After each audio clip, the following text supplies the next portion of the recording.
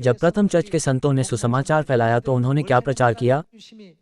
नए नियम पर, विशेष रूप से प्रेरितों के काम की पुस्तक पर करीब से नजर डालिए। वे जहां भी गए, उन्होंने लगन से इस सत्य का प्रचार किया कि यीशु ही मसीह है। यदि उन्होंने यीशु का प्रचार न किया होता तो क्या लोग उन पर विश्वास करते? बिल्कुल नहीं। उस समय के लोगों के लिए उनके प्रचलित विश्वास के साथ कि यहोवा परमेश्वर के अलावा और कोई परमेश्वर नहीं है,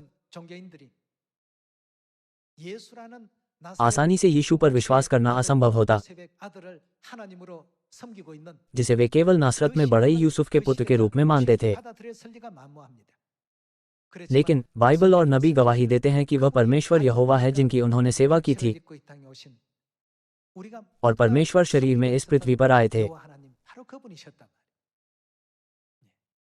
बाइबल ये भी गवाही देती है कि पवित्र आत्मा के अंतिम युग में वो पूर्व के देश कोरिया में नई वाचा फसह के साथ मानव जाति पर उद्धार का अनुग्रह प्रदान करते हैं।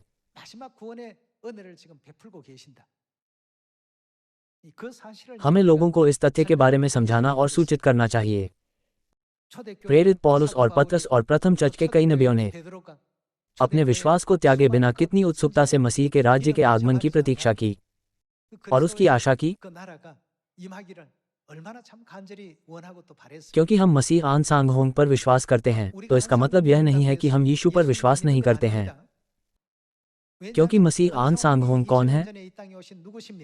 वो यीशु मसीह हैं जो 2000 साल पहले इस पृथ्वी पर आए थे। इसलिए हम वे हैं जो वास्तव में यीशु पर विश्वास करते हैं। जब हम पिता, पुत्र और पवित्र आत्मा के नाम को स्पष्ट रूप से समझ लेते हैं, तो परमेश्वर के उद्धार का रहस्य प्रकट हो जाता है। यीशु ने यूहन्ना अध्याय 17 में कहा, अनंत जीवन ये है कि वे तुझ एकमात्र सच्चे परमेश्वर को और यीशु मसीह को, जिसे तूने भेजा है, जाने। यीशु का नया नाम जाने बिना कौन कह सकता है कि वो उन पर विश्वास करता है? जब हम उनके नए नाम को जान लेते हैं, तो हम परमेश्वर द्वारा प्रतिज्ञा किए गए बपतिस्मा के माध्यम से अपने सभी पिछले पापों और अपराधों की क्षमा प्राप्त कर सकते हैं, शुद्ध हो सकते हैं और परमेश्वर की ओर पहला कदम उठाने में सक्षम हो सकते हैं। आइए हम एक साथ यशाया अध्याय 43 आयत 10 पर एक नजर डालें। अध्याय 43 आयत 10 में परमेश्वर कहते हैं, यहोवा की वाणी है, तुम हम किसके साक्षी हैं? मेरे साक्षी हो और मेरे दास हो, तुम्हें मैंने इसलिए चुना है। फिर यहाँ मेरे किसे दर्शाता है? यहोवा परमेश्वर ने घोषणा की, तुम मेरे साक्षी हो और मेरे दास हो, तुम्हें मैंने इसलिए चुना है। इस प्रकार वे सभी जिन्होंने पिता के युग में परमेश्वर पर विश्वास किया, उन्हें यहोवा का साक्षी होना चाहिए, जो यहोवा की गवाही देते हैं। यदि हम परमेश्वर के उद्धार के कार्य को शुरुआत, मध्य और अंत में विभाजित करते हैं, तो शुरुआत पिता का युग है, मध्य पुत्र का युग है और अंतिम भाग यानी अंत पवित्र आत्मा का युग है। आइए हम प्रेरितों के काम अध्याय 1 आयत 6 पर एक नजर डालें। अतः उन्होंने इकट्ठे होकर उससे पूछा, हे प्रभु, क्या तू इसी समय इसराइल को राज्य फेर देगा?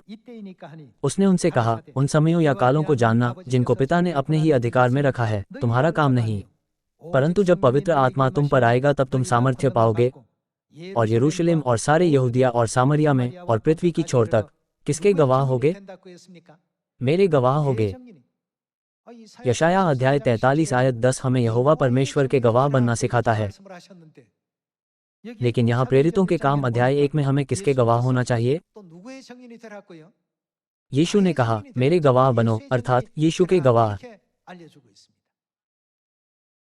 यदि युगों के बीच कोई अंतर नहीं होता, तो बाइबल विरोधाभासों से भरी हुई प्रतीत होती। इसलिए हमें स्पष्ट रूप से समझना चाहिए और पहचानना चाहिए कि 3 युग हैं, पिता का युग, पुत्र का युग और पवित्र आत्मा का युग। तब हम पुष्टि कर सकते हैं कि बाइबल बिल्कुल भी विरोधाभासी नहीं है, लेकिन परमेश्वर ने अनुग्रहपूर्वक इन सभी को जोड़ा है।